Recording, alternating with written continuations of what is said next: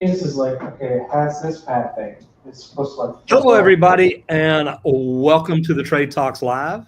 As you see, I am here with Squirt, and it looks a little different because we're not in the studio today. Where are we at, Squirt? All right. We are Squirt's in camera froze Punta up. Cana, Dominican Republic. Man, isn't that pretty cool? I keep bouncing off of TikTok, I think. I keep trying to come back to it, but we're trying to see what we can do. But yeah, we're in Punta Cana. We came down here to work on our YouTube course, and we are in a group, in an inner circle of a group, where we do an international training once every January, and then we do three times a year in southern Utah. So this is a little bit different. Think about it, Squirt. Have you had fun down here so far? I have, man. It was a good day getting checked in. Got to have a drink or two with some good friends last night and some good conversations. So it's always a good thing out here. It does make it kind of nice, doesn't it? All right. For sure. Let me see. I want to jump in comments here for just a second. Clay Ware says, "What's up, gentlemen? Good to see you." And I think, yeah. There you go, Colton. Thank you very much. Flash in your pants says, "Hello, Roger. Good to see you, brother. I hope you're doing well." Guys, that's a cool channel. If y'all hadn't checked it out, you need to. Neat stuff. I'd like to find a lot of flash in my pants. Yes, we are actually in Punta Cana, Dominican Republic, like Squirt said. And let me see. Coming up a couple of times there. Tatamili says, "I'm not into your politics, but I dig your music. Add jazz." Thank you so much. Some good fields in the DR. I bet. You know what? And I'm glad you brought that up. We're from Dallas, and literally it was supposed to be 20-something degrees in Dallas. Not sure what it is, but I'm gonna check here real quick. And I know that it's not cold here, so I'm kind of happy. Yeah, it's not giving me the weather, so I don't have good service here. So anyway, first thing that we're going to talk about is the national news, and we've got a company called Sekisui House, and they're becoming America's 5th largest home builder. Guys, that's the 5th largest home builder in the United States, and I'm not trying to profile or anything, but I'm thinking this is a Japanese or Chinese company. Guys, that they're going to own the United States. I hate to tell y'all this, but they are buying up.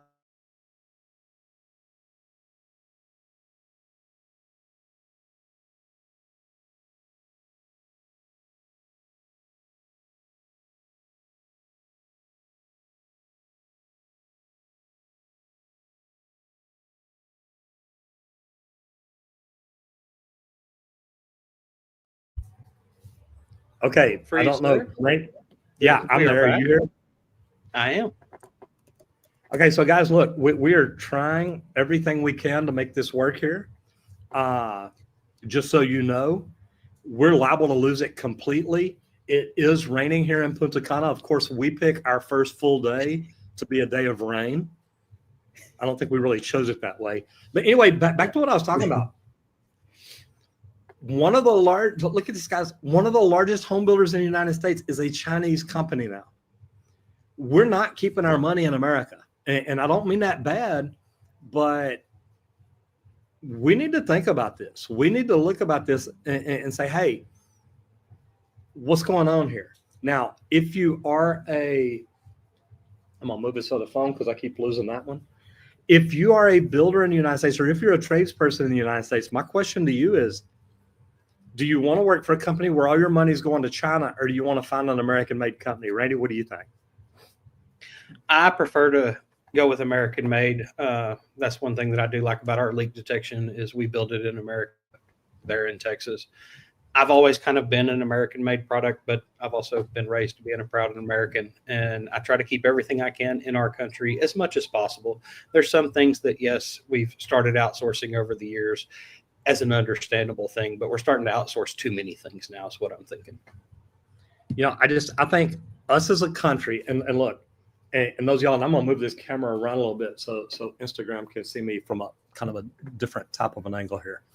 My thought is, if we're going to get control back to the United States, as as blue collar workers, I always, on the inside of my wristbands here, it says blue collar workers are the original thought leaders. And this is something that I believe.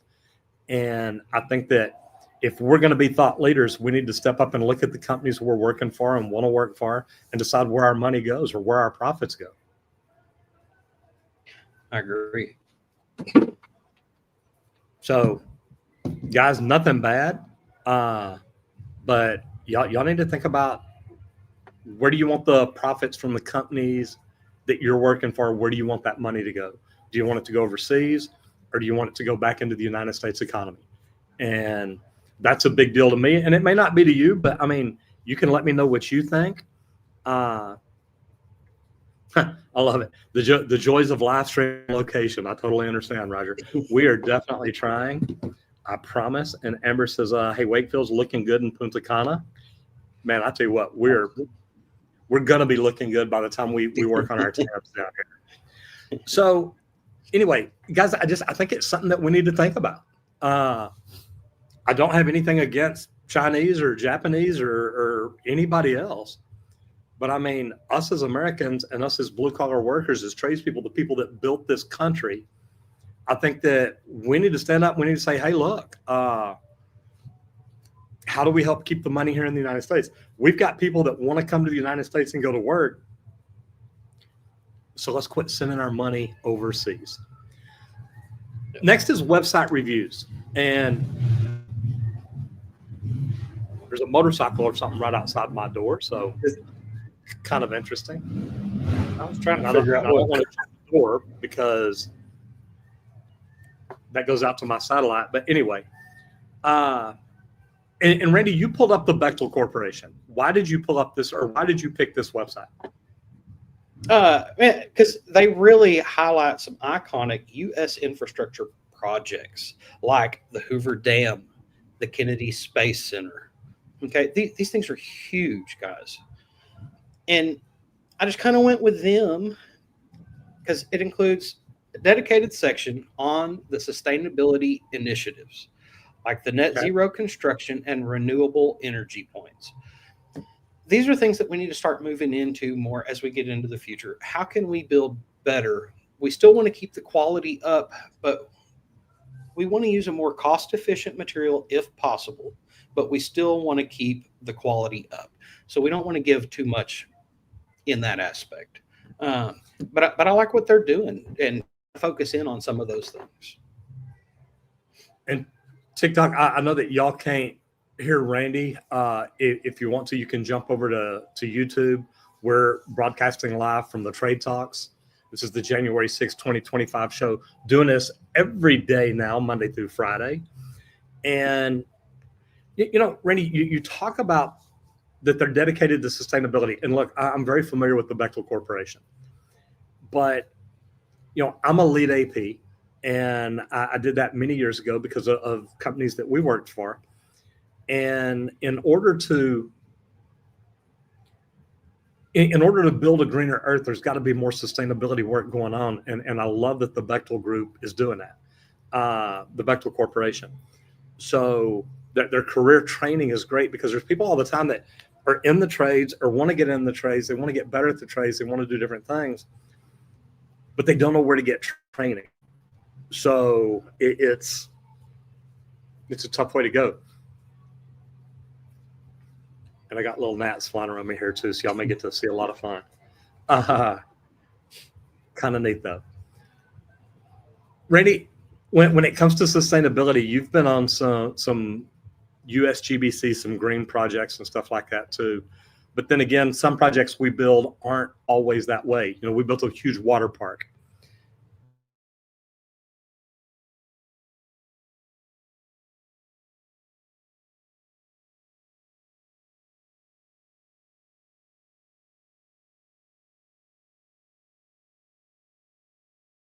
on YouTube, but looks like we're back now.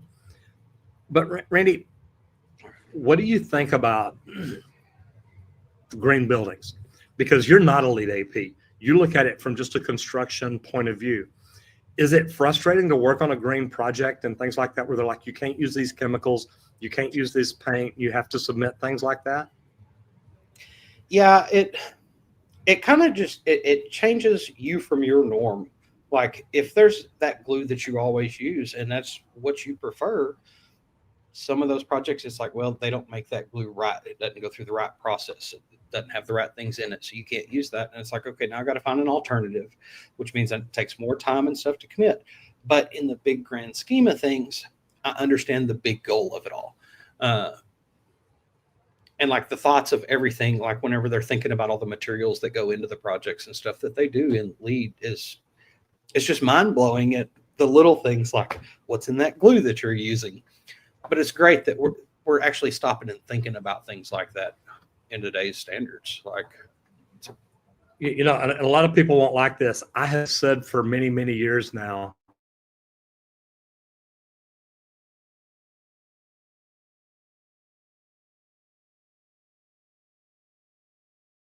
I think, but the thing is, if you increase the price of water and made it a lot more expensive, I think people would really start watching it.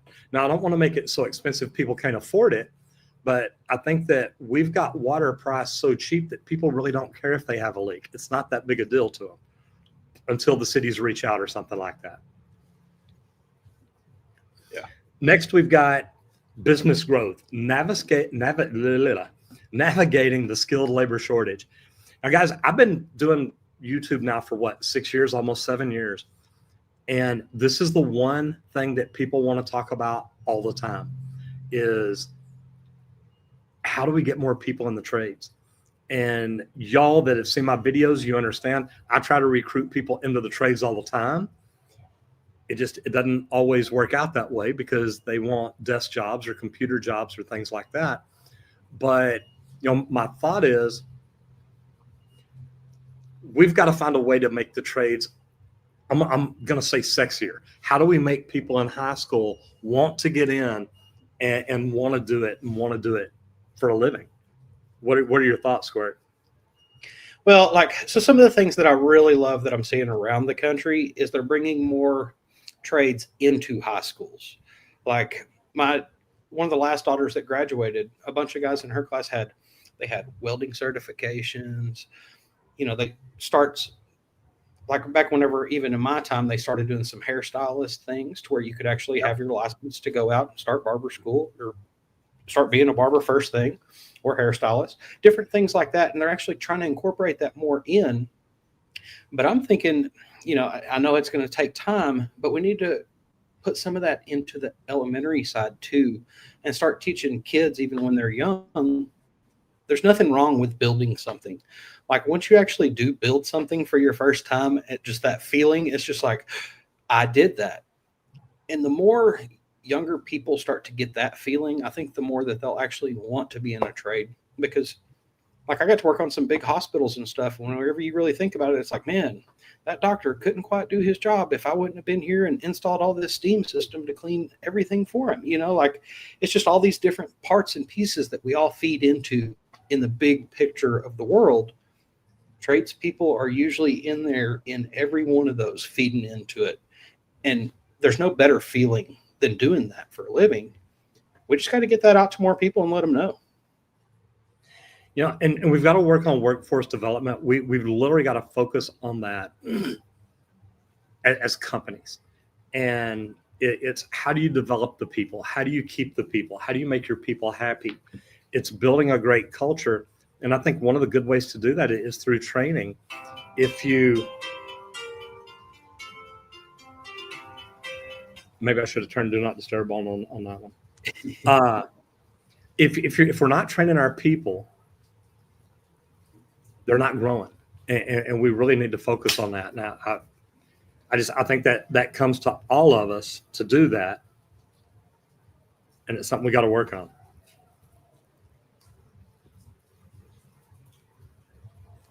All right, sorry about that. I just want to put that on Do Not Disturb. Yeah. And I thought I had done beforehand. And guys, those of y'all that are new to this over here on the Trade Talks, this is something we just started, last week? Yeah, last week, Thursday. For this year. This is Yep. the third January show. 2nd. And here we are trying to go live from Punta Cana, Dominican Republic. So we've got different things that we talk about, different sections, different categories. But anytime y'all want to talk about something, jump in and let us know. We've got different topics. We've got business growth. We've got personal growth, mindset. We've got MEP. We've got tools, material, equipment, and technology. We've got a lot of different subjects. We've got websites. We've got national news. We got what's going on in the trades. So anytime y'all have ideas or you're like, Roger, I wish y'all would talk about this or talk about that. Where's the comment a while ago? Tatamelli is wanting to talk about union or non-union. And man, I'm a great person to talk about that because I've done both. And me and Randy will comment on that here in a minute whenever we get our section. But we're going to scroll next into the service work, adapting to new safety regulations. And I'm going to throw something out there too, because I had a lot of people message me yesterday about the changes in the water heaters. So guys, you need to look at water heaters and what the availability of them is and what it's going to be, because again, they've changed water heaters, and we'll talk more about that later in the week. But that's something that it's going to be a big deal. And I kind of want to point that out. But first, when it comes to service work and OSHA standards, Randy, let's talk about that for the service work side of it. Man, so even in the service work, like I was in big commercial side, so I kind of do OSHA, was super involved. Back before, whenever I did some kind of small residential service, working for small places and stuff, I didn't know a whole lot about OSHA. But even in an attic, you still want to protect your head. You know, I used to wear at least a baseball cap or something way back whenever I was younger, so at least the hat would catch the nail or something whenever you're cruising through there getting your work done. But like, there's a bunch of different things now. They got smart helmets and vests to monitor the worker health. Like that would have never been thought of 20 years ago, 10 years ago, but now that's becoming a normal thing. Just like we've got rings and watches. Well, guess what? We've got hard hats and vests that are going to monitor your health too and check your temperature, which could help prevent heat illness prevention. Like, you know, heat, especially like at home, not right now, obviously, with it being 26 degrees at home. But heat-related injuries, it's huge. And then, like, once you do suffer from your first heat-related injury, you're more susceptible for it to happen again. So to try to get some of these technologies to prevent that from ever happening that first time would be a great thing, even in our service group. Like, because, man, they don't look at service all the time is how I feel, you know, for the big grand scheme of things. But they are pretty involved in some new residential constructions and things, just not the service side as so much on that back end. You know, and you're right there. And I remember we were at a company and I was talking to some of the service people one day, and they said, Roger, they don't worry about us when it comes to service.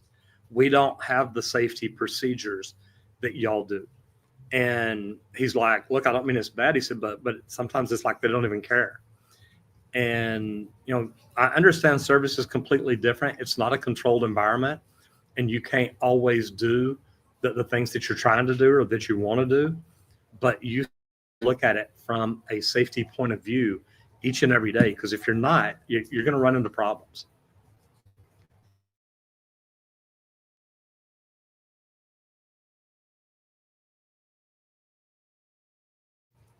Invest in high quality safety equipment, and most companies now supply every bit of that, and advocate for regular safety training sessions at the workplace. And if you're not talking to them at work and saying, hey, look, we need to learn more, we need to grow more, we need to get better at this. You know, I've talked many times about sitting next to Mark Z at Brand Engineering during one of the safety topics and realizing how much money it costs these companies anytime somebody gets hurt. And they were spending a ton of money to make sure that we had weekly meetings to make sure nothing happened. And people still do get hurt. So you've really got to look at what you all better. And it really is. It's us standing up saying, hey, I need help. Next is MET, and MET, not MEP, but MET, material, equipment, and tools. And we also talk about technology some.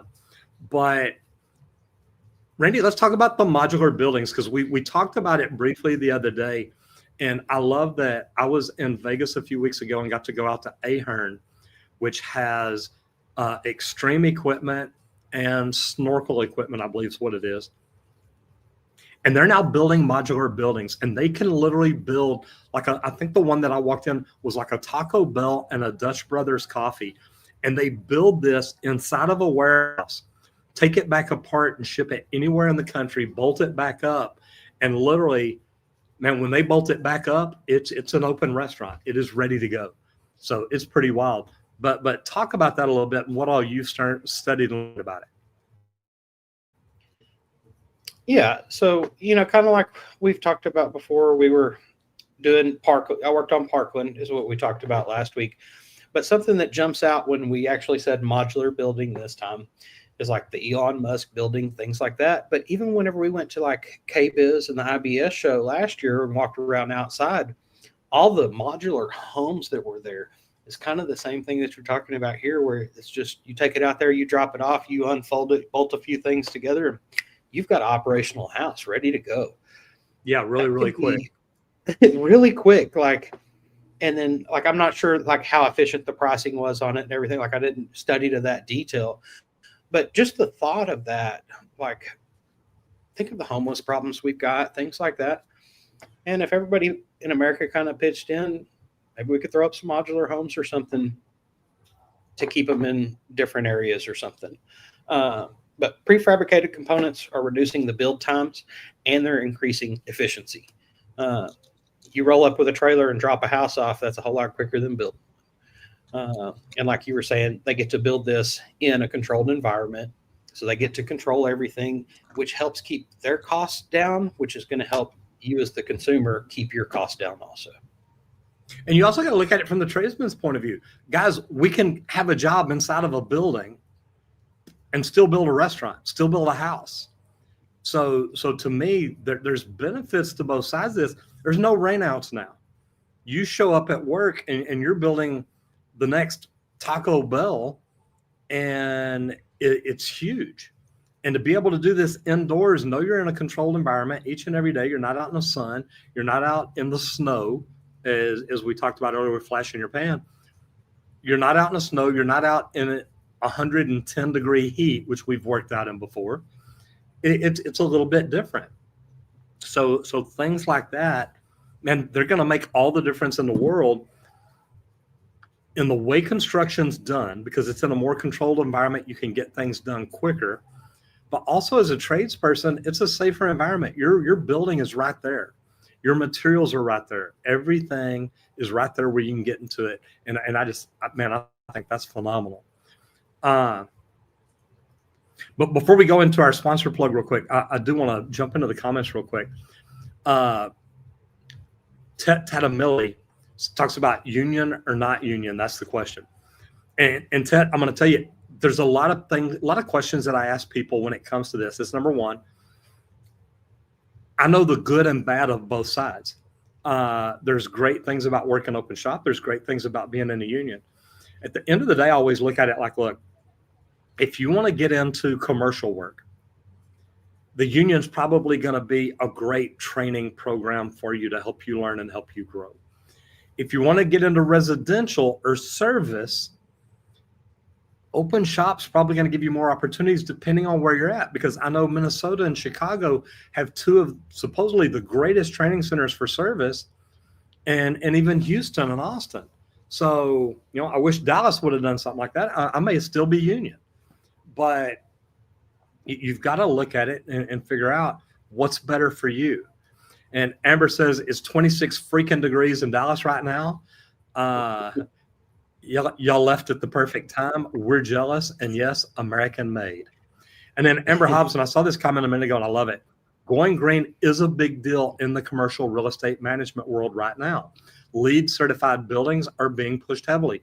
And guys, look, I'm a LEED AP. And at the time that I got my certification, I was one of 2 plumbers in the United States, 2 licensed plumbers that had their LEED AP certification. So it is a big deal. And Amber, I think you're right. It's something we all should be looking at. David Wesley says, my answer to that question is people as a whole need to be taught how to run a business, how people can make a lot of money doing small things.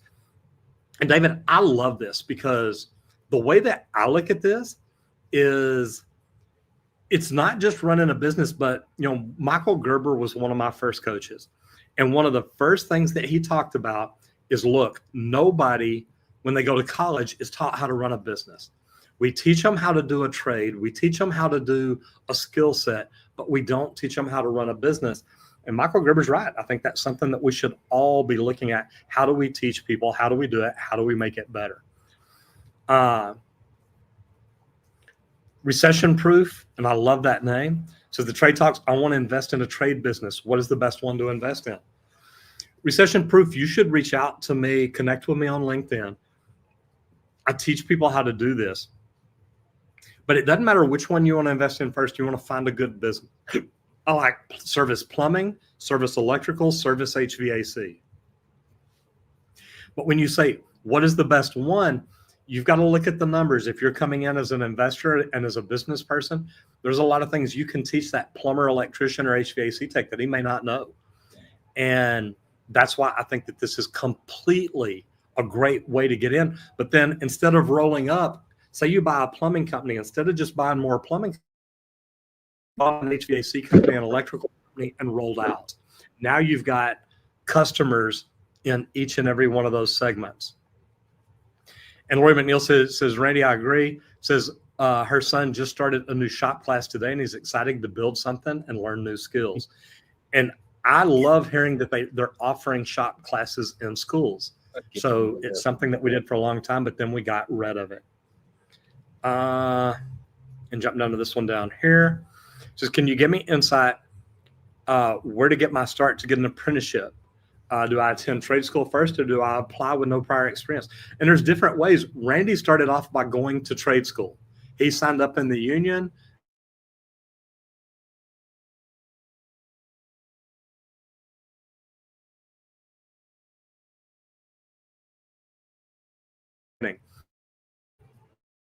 Concessions. We're There back. we go. Oh, there we go. Newman's Concessions says, good morning, Roger, from Central Ohio. I love that. I've been up to Lima. Hello, I'm India, from India. I'm a plumber. Good to have you in here. Newman's Concessions says, I've worked prefabricated homes before many years ago. Great experience. Did multifamily apartments. Brought them out, craned them up into place, and hooked them up between floors and in the crawl spaces. Guys, that's what we're going to be getting to. Yep. He says trades are a great place to work, always work, no matter the economy. And that's one thing that we learned here a few years ago is the trades are recession proof. So good stuff there. Give a quick shout out to Leak Pro. As you see, Randy's got his Leak Pro shirt on. Guys, to me, Leak Pro is the most amazing leak detection equipment.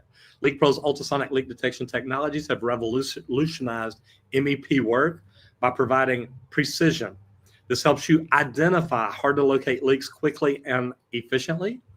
Sustainability, reducing water waste in all the plumbing systems, because when you come out to our training, we don't just teach you how to use the Leak Pro equipment, we teach you how to find and isolate leaks in your sewer system or in anybody's sewer system.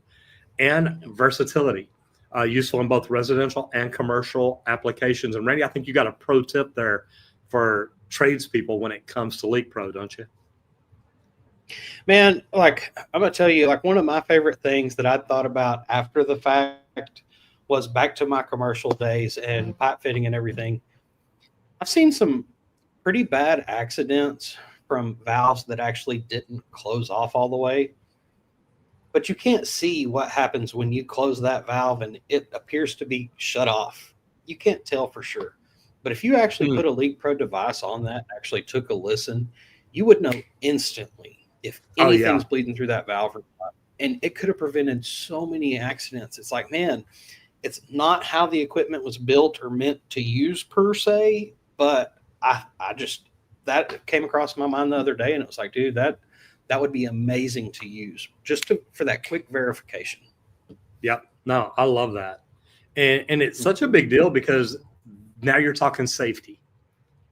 Because if that valve is leaking through and you don't know, it can lead to problems. All right. MEP, mechanical, electrical, and plumbing, grain boom, fuels worker shortage. And I like this because, Amber commented a while ago about the push for green buildings and sustainable buildings and LEED certified buildings. And man, the things that they have to go through to get a building certified, it's a lot. And you've got to pre-qualify for points, and then you've got to hit certain things to get those points. But Randy, I'll let you talk about these for just a second. Man, so some of the details, you got some renewable energy projects. There's a big push for solar and wind and for our EV infrastructure. We know electronic vehicles, they're trying to roll out everywhere. The infrastructure across our country will not do what's needed if everybody goes to electric. I love gas. I'm sorry, guys, but that's just my preference. But that's going to require a lot of power across everywhere. And, even like we were talking about winter storms, back in Texas a few years back, it wiped everything out because there's not enough grid on the power system to support everything that was needed. It was overloading.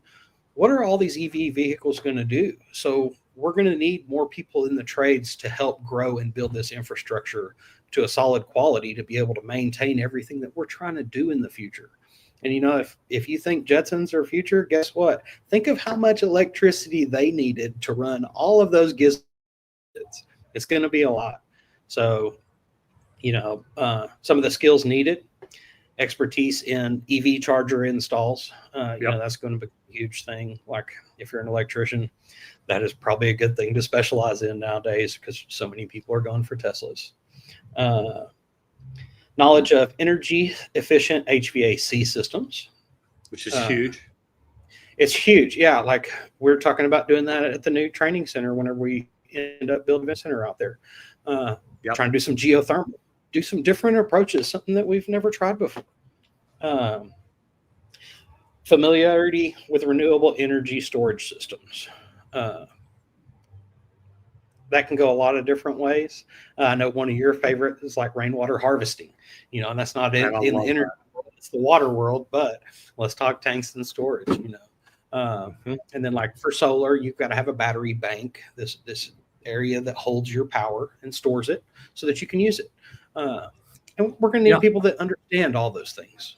And I love that, the battery banks. I remember there was a Tesla wall at a building in Dallas, and they had these solar panels on the roof that are gathering this energy all day, putting it in these batteries, and that way the building could run at night off the battery packs. And man, it's just like, this is amazing. So I think that that's phenomenal. I also think, not really that it has to do with being green, but the sustainability end, but water conservation is. But then you get into water filtration and things like that. So, man, the opportunities for trades people are just amazing right now. So let's talk about the high growth here, because the high demand in the trades in 2025, where is it going to be? Is it going to be mainly commercial? Because I've had people ask me a lot about being a lead AP and what it takes to do it, but is it all commercial? And it used to be, but now it's residential, now it's neighborhoods, now it's cities, it's municipalities. What are we doing? What are we looking at? What can we do to just make everybody better and put them in a better position? Yeah, and like it is high demand because like you were saying, you get this new commercial project that goes and used to just be mainly commercial because there were so many residential homes. Well, now there's such a housing shortage that you throw up that new commercial building, guess what? All the employees there need somewhere to live nearby, so they don't have too far of a commute or anything like that. So it's going to constantly grow, especially in these areas like where we're at in Dallas. Dallas just keeps expanding out and swallowing up more and more cities. Texas, Louisiana, or Florida, California usually, but I don't know. It seems like a lot of people are trying to bail out of there nowadays.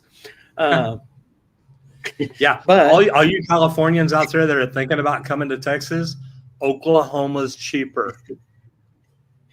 it is. Tell It is. But even like we were saying with the electricians, okay, well, all those EV chargers.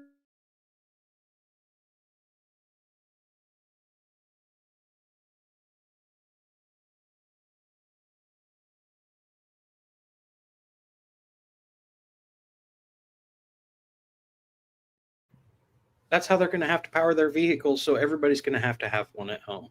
So the residential sector should pick up just as much as the commercial sector. Choose what you like more. Is kind of where it's headed.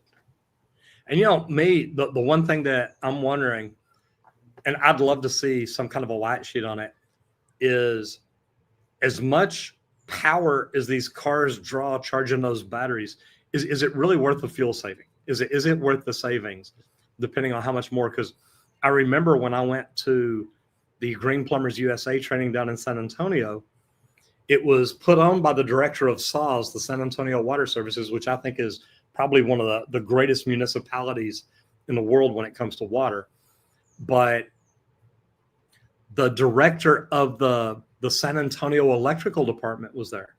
And Eddie Wilcutt, the guy teaching the course for SAWS, says, the reason I invited him, he's my biggest customer. We sell more water to the electrical department to help generate electricity. And then he turns around and says, yeah, but SAWS is my biggest customer because they buy more electricity moving water around this city. And it's just, man, it's one feeds the other. So how do we get all this together? And I think looking at this from what trades are going to be in demand, plumbing and electrical are always going to be two of your biggest trades in demand. But HVAC, the third skilled trade, look, we all want to be warm in the wintertime and cool in the summertime. So it's always going to be there. And it's funny, the thing that you mentioned, California, Texas, and Florida, three of the warmest states. Yep. I think it's for a reason. That's it. All right. Next, instructor training. Now, this is a big one to me because getting to go to the ITP, which is the instructor training program up in Washtenaw, which is in Michigan, but to be up there and see how the union trains their instructors, I love that. Some training centers take it a little more serious. New York, Local 1, man, those guys are like drill sergeants. They come in, they're dressed, they're starched, they are phenomenal. And then some locals get drunk and fall down in the showers and break their arms and necks and stuff like that. So what does it look like? What do they teach the teachers? What's the same courses. No, I love that. And it's a great question. The same courses that the instructors teach. So I taught advanced blueprint reading and drawing. So when I went there, I take that same course, but I take it from someone who has actually taught this course for many years. And at the time it was a guy named Red. And man, just phenomenal guy. And you get in here and they literally go through the book and teach you how to teach each session or each section. And to watch it and see it, man, it's neat. But you're being taught out of the exact same book that you're going to be teaching out of. So to me, nice. That is fantastic. I think it's great.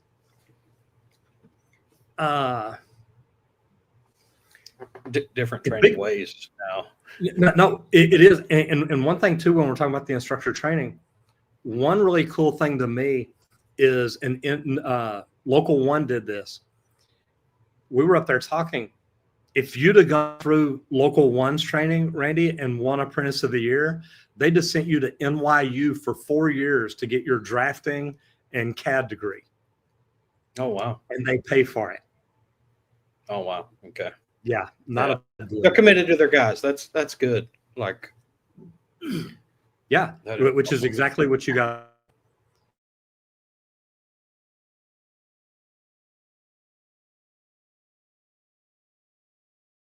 And Instagram, I keep looking up here at y'all because every now and then we keep losing our signal over here. But especially in the trades, AI for the trades. What's next? Randy? Man, so I'll tell you, one of the funny things, I happened to be scrolling some TikTok the other day, and I saw a guy feed into AI real quick. He's like, look, I want to build a 10-foot by 20-foot shed. I want it to be wood. I want it, here's the rough parameters. Make me a material list that I can go buy right now to build it all. Wow. And it spit out a list, and I'm like, holy cow. It's got all the little joist holders, everything. And it's like, that was quick. Now, you are going to want a person to go through and kind of verify that everything's there. But as a superintendent, if I could have thrown that question into AI real quick and just let it populate a list to double check my thoughts real quick, you wouldn't miss out on, oh, you forgot this special support for this thing over here. And it's like, dang, yeah, I didn't think about that. I got everything else, but that one support. Yep, you're right. Let me get it. AI could have saved that time, that extra time waiting for that material to come, all that stuff. It's like, man, AI really can be very beneficial for us. It's not going to take our jobs. It's going to make our jobs easier. And that's what I find out more and more every day, the more I lean into AI. And it's get started now, start talking to it and communicating with it. Because the more you do it, it's like, I feel like I've been talking to Chad for 2 years now. So it's been good. It's coming a long ways. Predictive maintenance systems that reduce downtimes. AI can, you feed everything into your AI like smart homes. Think about that. If you actually fed all your smart home information into the AI, said, hey, lay me out a maintenance schedule for my house for the next 5 years. What do I need to check? What do I need to do? Just roughly based on these things, here's what's in my home. And it can generate that for you.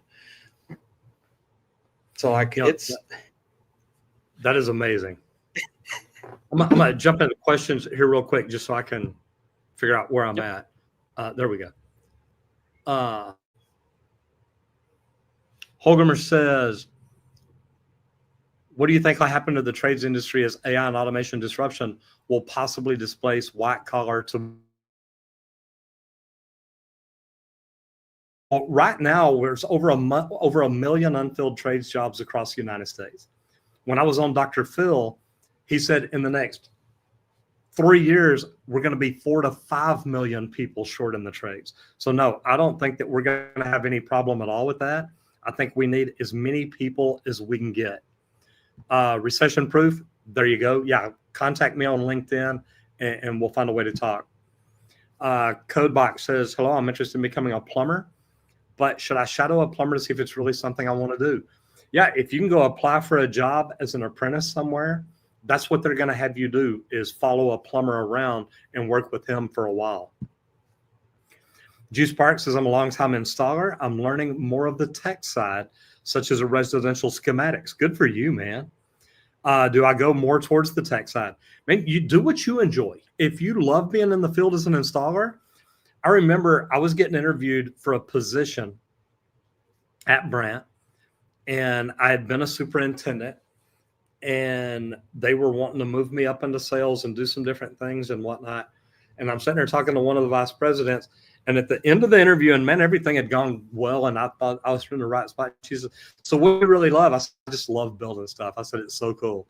And she said, well, then why do we want to put you in sales? So, you've got to do what you want to do. And I stayed in the field, and I love it. So the opportunities are there. You've just got to try everything and figure out what you like best. The reason I think that I do so well here on YouTube, I've done residential, I've done commercial, I've done service, I've done new construction, I've done industrial, I've been non-union, non-union again. I've done it all. So the opportunities are there. Get out, learn it, and find out what you love best. Ted says, Oklahoma, where the wind comes sweeping down the plains. There you go. Wind farm are huge, and you're right. Hydro farms or the wind farms are going to be amazing. Juice Park says, find a local shop anywhere. Juice Parks also says, be a shop guy or something, start small. Man, when you go and get a job, you're going to get a job doing whatever it is they want done. And they may need a parts guy. They may need a warehouse guy just to sweep the floor. Take that job. Pay attention, learn, jump in and help. And that's where you can grow from there. Get in there and ask questions. Huh? Get in there and ask questions. Oh, Randy, guys love it whenever the new guy does. Randy, I just lost my entire screen. Well, you are still up. It'll probably. And I just found it. I'm on my Mac, so I hit a button and it disappeared. Oh, yeah, you clicked. Yep. Lori says wind farms are always a hot topic in the Pacific Northwest as to whether they are worth it because they are always breaking. Interesting topic. Yes, it is. Yep. All right. Let me see where we go here. Talking to AI seems a little scary. Isn't that the truth? And thank you. God bless you. You're okay. Social media slide, Electrician U. Man, we are going to talk about Dustin Stelzner. And I got to tell you, Dustin is a great guy. I met Dustin in Austin probably about 5.5 years ago. I went down there for something else, but reached out to him and said, hey, look, man, I'm going to be in town. Love to meet up with you and visit and talk.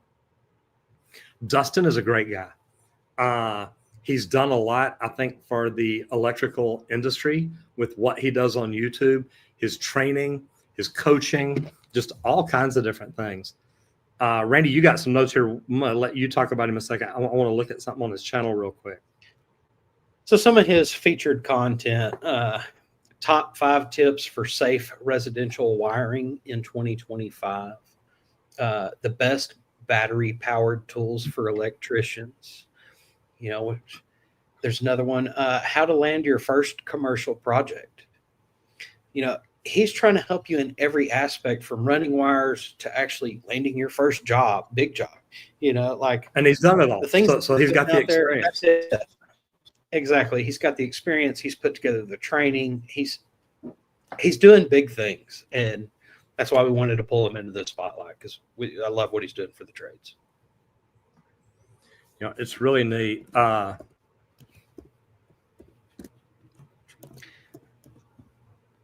And that's Dustin Stelzner.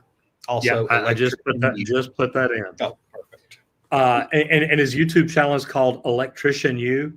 He is doing great. He's up to almost 800,000 subscribers now. But I mean, man, the guy's he's a good guy. He's a good person. He's a great tradesperson. And he loves what he does. So it's really neat. Electrician U consistently delivers actionable items. And it's for people that want to get into it, people that are already in it and want to get better, and for people that want to take up to the next level. And I talk about that all the time, and I've got digital courses for that, how to start your own company, and then once you've started it, how to grow it. And he does a lot of the same things, a lot of the coaching, a lot of communicating. But, man, he's got a lot of free content just like I do, where literally you can get in and you can learn a lot of stuff. That's it. Now, quick question, since we're just on social media here. You bet. How did social media help you in your trade? It helped me because it helped me grow my business. It literally, whenever I first found out about YouTube, I had no idea that YouTube was a search engine. I knew that I went there. I knew that I searched stuff there, but I had no idea that it was a search engine just like Google. And that's what a lot of people don't understand. If you've got a business and you're not on YouTube, you're kicking yourself in the butt every single day. Because if you make an ad think about this, Randy, because you're doing Facebook ads right now for Leak Pro. Yep. If you make an ad, you're trying to put it in front of people, and you're hoping that you put it in front of the right person that's looking for that product that day, or it's on his mind, or you can at least pique his interest enough that he's like, hey, this is something I would be interested in. YouTube's just the opposite. People are coming to me to learn information. People are searching for what the video is that I'm putting out there. How to stop a running toilet. How to find a slab leak. Whatever it is, we've literally made those videos, but now people are searching that information, and they come in and they're getting what they're looking for. So anybody who owns a business, if you don't have a video out there, how to find out how to do ... how to build a personal brand, okay? How to market your plumbing company. If you don't have those videos out there, people are finding somebody else. And if you've got the business of building a brand, or you've got a marketing company, and you're not out there giving people great value, great information, and teaching them, man, it's just not going to work. It's not good. They're going to find somebody else. And if you're spending a lot of money on organic, which I do, you're getting found. But to have them be able to find, and when I say I spend money on organic, not through YouTube, I spend money on organic for my websites. But, and I see Joe Everest over here on Instagram. How you doing, brother? Or TikTok. But, you know, the thing is, you need to be able to learn to use social media to grow you and grow your business. I know apprentices that have their own social media, they're growing themselves, they're growing their brand. And companies want that. So it really is pretty cool. I'm going to go here real quick and go answer some questions. AI, lawyers and accountants are nervous. Isn't that the truth? Yep, Dustin Stelzer. Yes, indeed. And come down here. Says, I'm 45, coming from video games for 15 years, just starting a career now as a welder. I'll do whatever it takes. Well, number one, start watching Western Welding Academy and what is it? Wally's Welding World, or Wally's Welding World? World, I think it is. Wally's Welding World. Wally's Welding World. Great stuff. Video games, man, that should give you hand control, which is going to help in going into welding. Just side note. No doubt. Coming from a gamer. No doubt. Well, that's true. I use YouTube to help me study to have contractor's license instead of paying thousands for school or class. Amen. And Greg says, I did that in 2010 with my water filtration company. Got over, I'm assuming that's 100,000 views, and the phone rang. I didn't know what I was doing. And look, when I first started YouTube, I didn't know what I was doing. But, I mean, here we are in the Dominican Republic today to help learn. It's not something you just learn once and you know how to do forever. We're continuously trying to get better. So I think it helps us out a lot. All right, Squirt, we got about 7 or 8 minutes.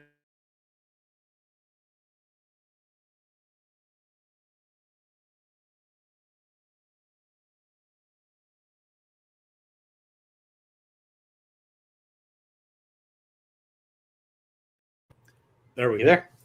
Oh, I'm right. here. So, you know, I recommend Leak Pro to plumbing companies that want to grow their bottom line.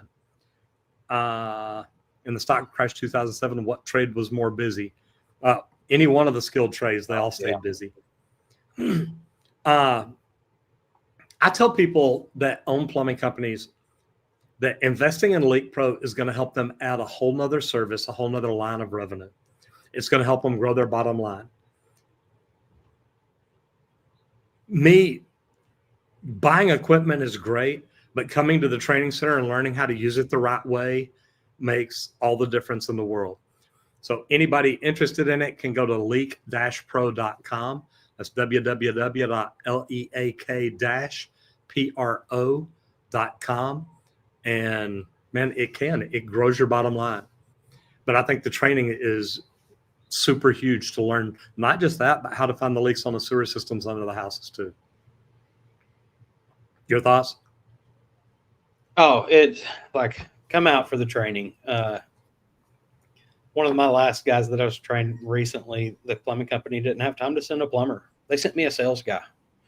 Guys, I can teach anybody. That guy knows exactly how to go out and do leak detection now, and he went back to teach his plumbers how to do it. That's what it's about. We want to teach you so that you completely understand what you're doing, how to approach it, the full process, and what to do to actually find your leaks. We teach the sewer isolation training, things like that. Guys, we cover it all.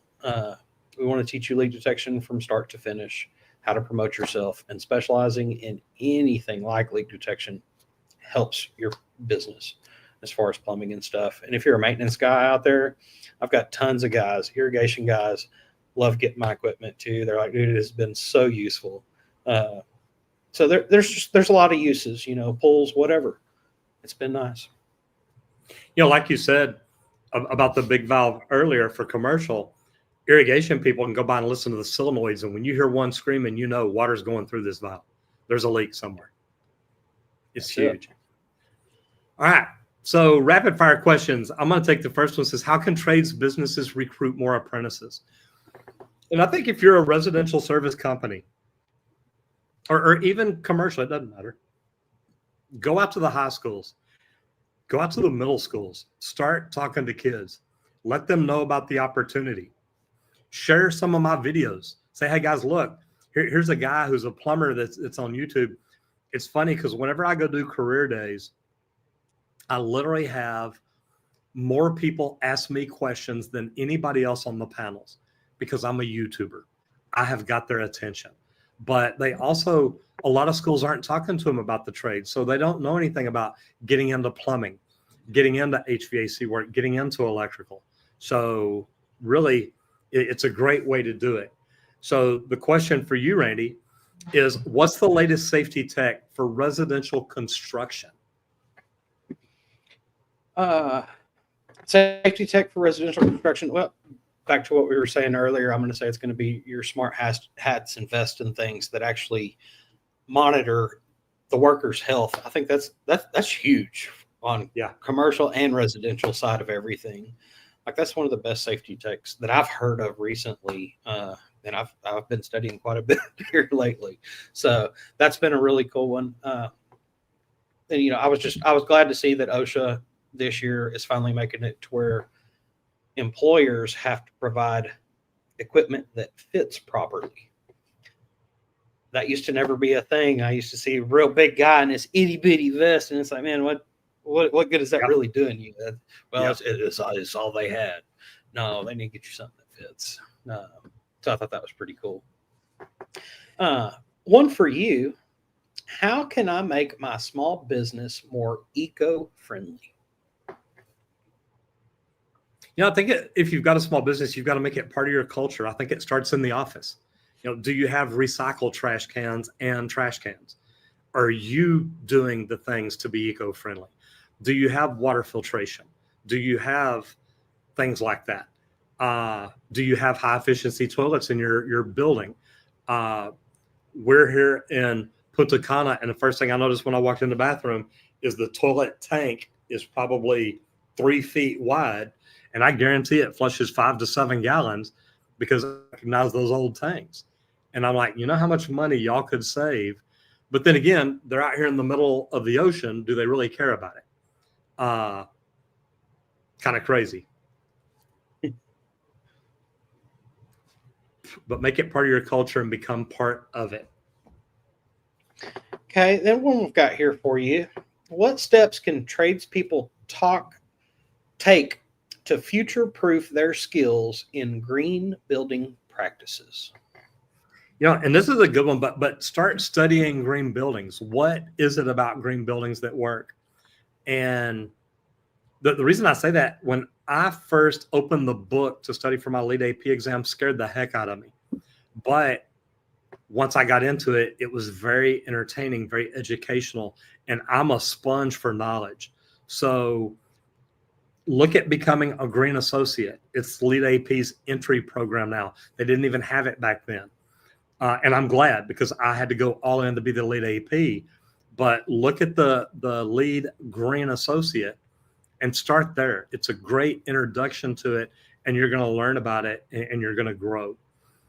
And then one last question for you, Randy. It's 1 o'clock, so or 1 o'clock here. It's 11 o'clock Dallas time, so it's time for us to roll it up. But how will modular building impact the demand for traditional construction methods? Well, kind of like we were talking about earlier, it's going to save time, which is also going to cut down the labor that you need, which is going to completely be a different method than we've ever used before. Like Parkland building the bathrooms off and then just bringing it in and plugging it into the hole. That changed everything because nobody had to make time for them to come and build that bathroom in its location. So all the scheduling approaches and all that, it's going to change. It's going to shift completely different than what we're used to. But it's all for the better in the big long run. I was a pipe fitter, so we started doing mechanical rooms that way. I used to just get a bundle of pipe and a bunch of fittings and go after it. Here's the prints, build it. Now we prefab everything. I only make a few cuts in the field for some slide adjustments, and that's it. They go ahead and spool everything else they can. And that's just part of this modularizing everything in prefabrications. I love it. Hogerman, you're welcome. Thank you very much. We love what we get to do, and we can't do it without y'all. Cat V says plumbing, welding, electrician, electromechanic. They keep saving. They're always hiring. Then instructor is always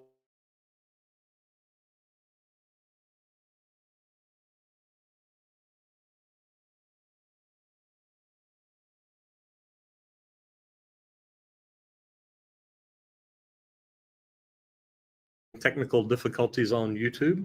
There we go. And Cat V says, so how are newbies expected to score work if the experienced teacher can't? Here's the thing. Go to work for a company that's got the work. Go to work for a company that's going to teach you and help you grow and help you do things right. So that's what it will all get down to and whatnot. And Colton, I can't control the end of it here, but I want to say a special thanks to Colton. Colton's in Wiley, taking care of us here. Squirt, thank you for coming to Punta Cana with me, and we get to start studying YouTube tomorrow. So it's going to be fun. Anything you want to say closing up? Man, I hope everybody has a wonderful Monday. Have a great week ahead. Let's be safe. Hit it effing hard. Guys, thank y'all for being here. Have a great day, and hopefully we will see y'all again tomorrow. Thanks, everybody.